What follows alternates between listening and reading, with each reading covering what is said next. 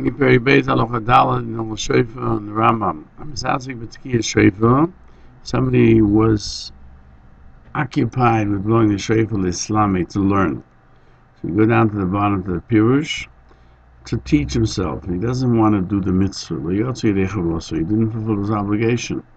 So too, if somebody heard was being blown as practice or as teaching himself, so he didn't fulfill his obligation. What does it mean he's occupied? The Magen Mishnah writes that it depends on a disagreement whether mitzvahs, when you do them, you need to have intent. If you need intent in order to fulfill your obligation, then it's called not just playing with it as long as he doesn't have the intent. Even when he has intent to blow, it's not called the intent of mitzvah. But according to the opinion that mitzvahs do not need an obligation, therefore every blowing you would fulfill your obligation even without intent. Therefore misasing must mean that he didn't even want to blow. He just happened to be that he was holding it next to his mouth and he coughed and it came out, a sound came out of it. What happens, Miskaven, the Rambam writes, so what happens if the Shomer, the person who's listening, had intent to fulfill his obligation, when Miskaven Tekea lo yitziyoi, the one who's blowing didn't have a mind to fulfill anyone else's obligation. Or the reverse, the person who was blowing had in mind to fulfill the obligations of everyone. But the person who was listening did not have intent to fulfill his obligation. In both instances, he didn't fulfill his obligation. Until both of them have fulfilled their obligations. Now, the listener has to have intent to keep the mitzvah, and the one who is making the noise has to have intent to fulfill his the other one's obligation as well. Sources Rosh Hashanah 28b. So Isaiah says that to his assistant to have intent and blow for him.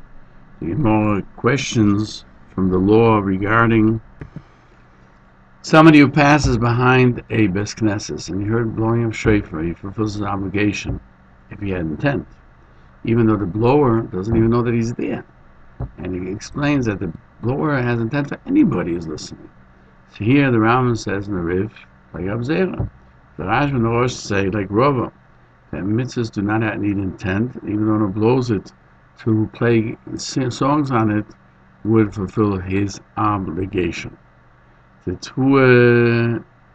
we clarified the Rambam's opinion that mitzvahs need to have intent. Now the Magen Mishnah questions, how can he say here how the Halacha is that he needs intent? But in Chometz Matzah he writes, somebody eats matzah without intent, such as an instance where non-Jews forced it into his mouth, or robbers forced him to eat it, he fulfilled his obligation. It would seem that you don't have to have intent. And certainly, in the Gemara itself says that he had fulfilled his obligations because only according to the opinion that you don't have to have intent. So how can the Rambam say that's Halacha? So it answers there's a difference between shofar and matzah. With shofar, the whole action or the whole mitzvah is accomplished with the listening. Therefore, you have to have intent. However, matzah, which is an eating, they fulfill your obligation because even without intent, because you actually ate. Even though the Gemara made similar the two laws, that's only according to Rambam that on all the mitzvahs you do not need intent. Even though the Magen Mishnah answered the contradiction, he's not happy with the answer.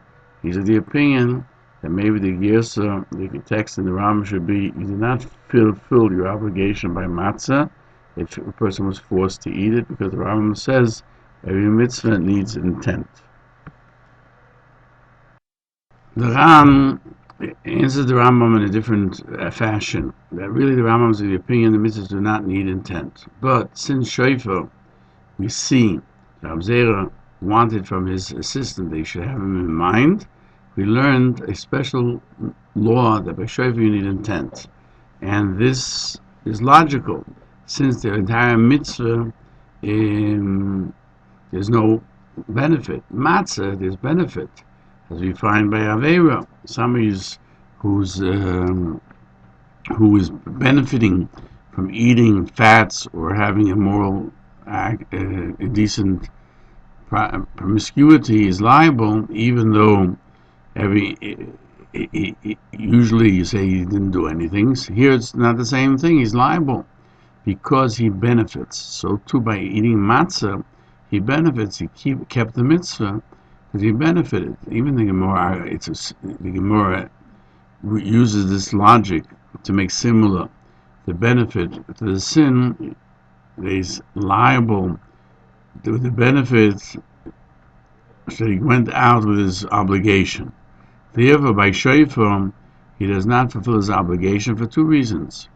According to the Magen Mishnah, because there is no strength in Shmiya itself to cause a mitzvah without intent to fulfill your obligation. Differently from matzah, that the action is an action. According to the Ran, it's because he didn't benefit. The question is whether it's because it's an action or because he didn't benefit.